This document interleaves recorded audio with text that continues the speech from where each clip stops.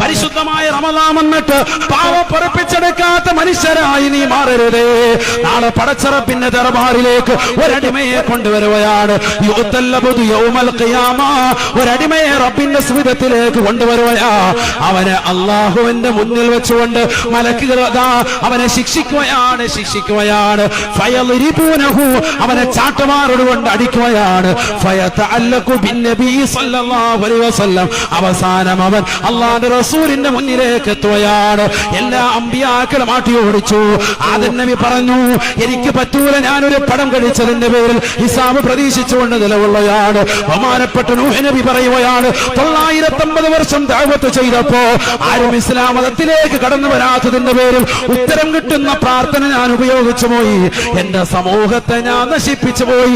എനിക്കും രക്ഷയില്ല. അവസാനം ഓടിയെത്തുന്നത് അള്ളാഹുവിന്റെ റസൂലിന്റെ തിരുസവിധത്തിലേക്കാ.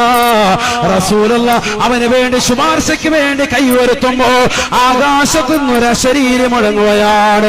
യാ മുഹമ്മദു ഇന്ന ഖസ്മഹു റമളാൻ.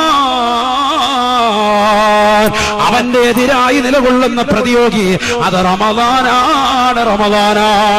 ആരാണ് ഇവന്റെ എതിര് സാക്ഷ്യം നിൽക്കുന്നത് എന്ന് നോക്കിയിട്ട് മതി കേട്ടോ പ്രവാചകരെ.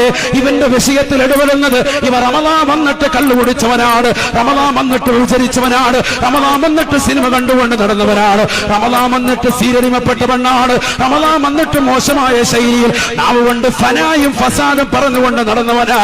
അയൽവാസികളുമായി ബന്ധം വിച്ഛേദിച്ചവനാണ്, കുടുംബബന്ധം ശാക്തീകരിക്കാത്തവനാണ്, ബന്ധങ്ങൾക്ക് വില കൽപ്പിക്കാത്തവനാണ്, യതീം മക്കളെ പോറ്റി വളർത്താത്തവനാണ്, ദീനിന്റെ സ്ഥാപനങ്ങളെ മുഖവിലക്കെടുക്കാത്തവനാ.